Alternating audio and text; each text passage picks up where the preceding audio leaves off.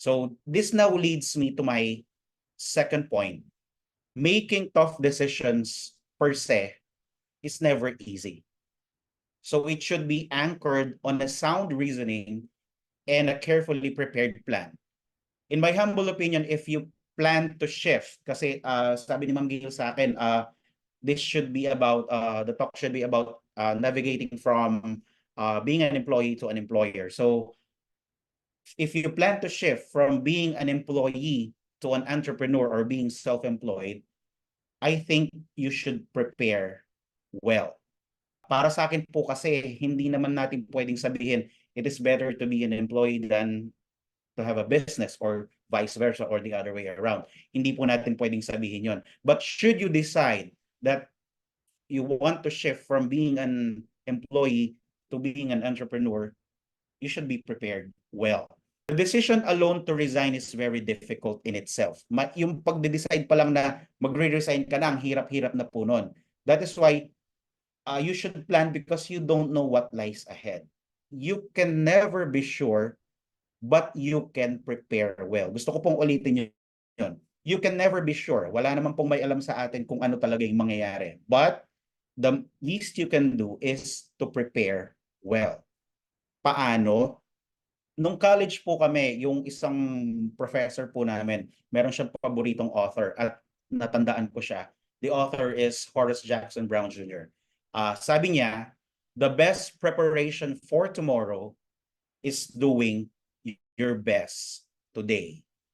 The best preparation for tomorrow is doing your best today.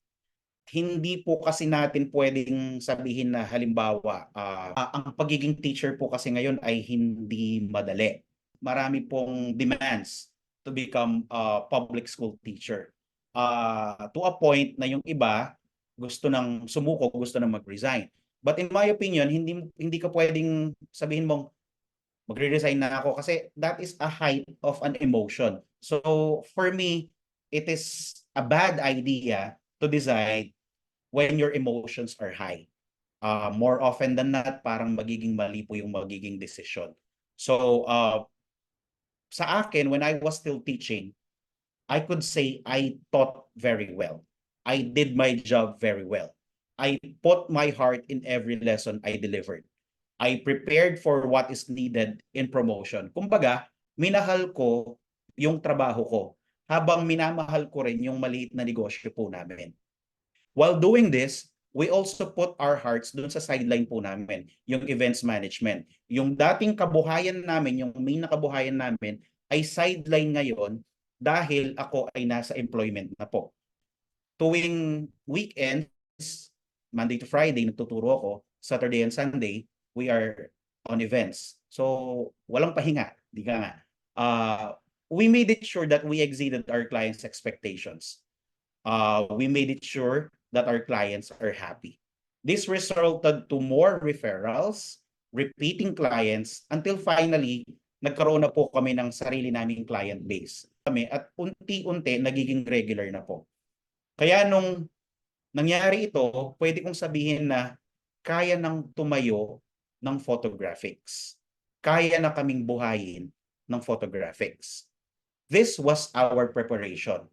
Doing well every day. So habang nagtuturo po ako, hindi namin pinabayaan yung aming maliit na negosyo. Because in my mind, sabi ko sa sarili ko, kahit mahal ko yung pagtuturo ko, gusto kong bumalik sa pagiging event planner at pagiging wedding photographer. Ito po yung sinasabi ko kanina na plan well. Hindi ako nag-decide umalis nang basta-basta na lang at bahala na magtatayo ako ng negosyo. Hindi po. Ipinrepair ko muna yung sarili ko para pag dumating yung time, just in case, kasi noon hindi ko pa iniisip na talaga nga alis ako. Ang iniisip ko noon, gagawin ko silang magkasabay. So when the time came na kailangan ko na talaga na mag-resign, hindi ako mahihirapan. That was our preparation. Doing well every day. Hindi po kami nagpa-stress kung ano yung mangyayari bukas. Anyway, as morbid as it may sound, di ho ba, the truth is, hindi naman po talaga natin alam kung anong mangyayari bukas. Hindi naman talaga natin alam kung gigising pa ba tayo o hindi. Kahit anong preparation po ang gawin natin, hindi po natin alam kung ano ang mangyayari bukas. That is why we make the most out of every opportunity na mag-appear po sa atin. Pag may opportunity, ginagrab po natin. We work hard and we enjoy our work. We love our work. Gaano man yan kahirap, gaano man yan kabigat, we enjoy and we love our work. So when the time came, sabi ko nga kanina na I had to choose nung July nga of last year, though it still was not easy, I was already prepared to leave employment because I have already established a fallback that will sustain us. I'd like to go back doon sa sinabi ko kanina na hindi naging madali yung decision ko to leave employment. It really was not easy because growing up, our orientation was to finish our studies, have a degree, and become a professional. Yun yung naka-instill po sa isipan naming magkakapatid. Not only in our family siguro, but most of the families during my childhood. I came from a family of teachers. My parents were both public school principals. 3 of my siblings are also teachers. So it wasn't really a surprise that I pursued first a career in teaching, in education. Ganoon din sa family ng wife ko. It's the same story. Mag-aral ng mabuti para magkaroon ng magandang trabaho. Sobrang hirap. Okay? Kasi yun yung sinasabi sa'yo. Imagine the difficulty nung mag-resign na ako.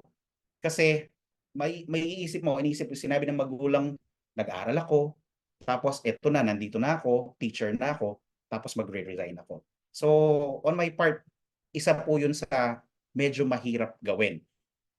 Pero sabi ko nga, because I'm prepared, hindi na yun naging mahirap talaga. Hindi ko alam kung anong mangyayari. May konting takot, pero tuloy lang dahil alam ko nakahanda naman kami at hindi naman ako pababayaan ng nasa taas dahil kumakayod naman kami.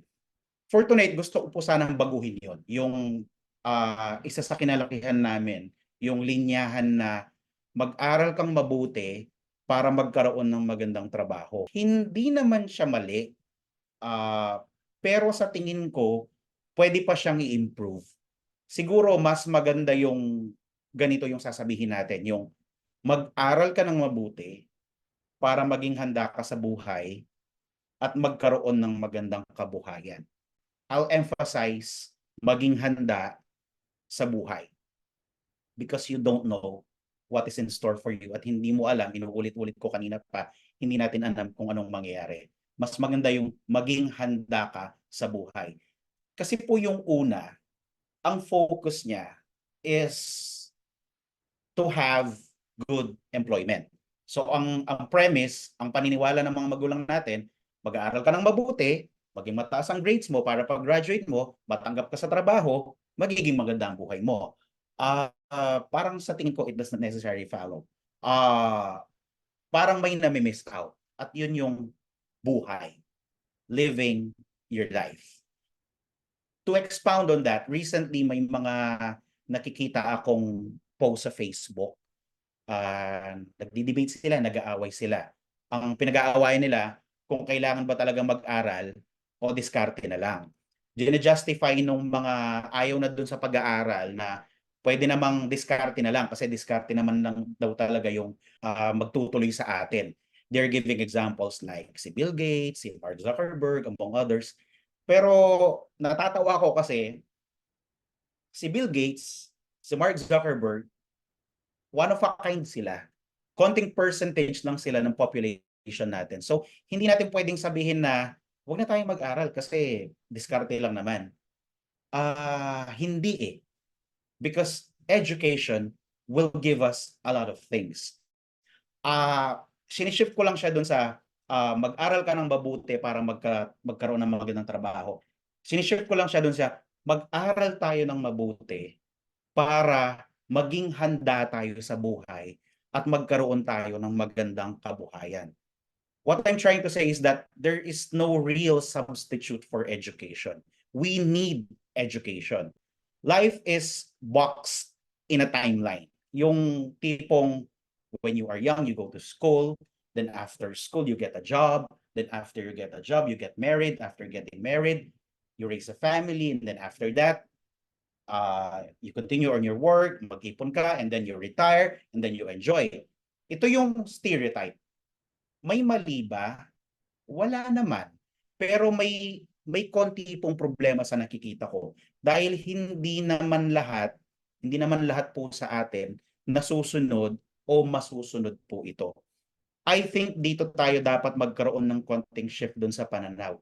What if you don't want to have family yet after having a successful career? Gusto mo munang i-enjoy. What if you don't want to be employed? What if you want to have your own business?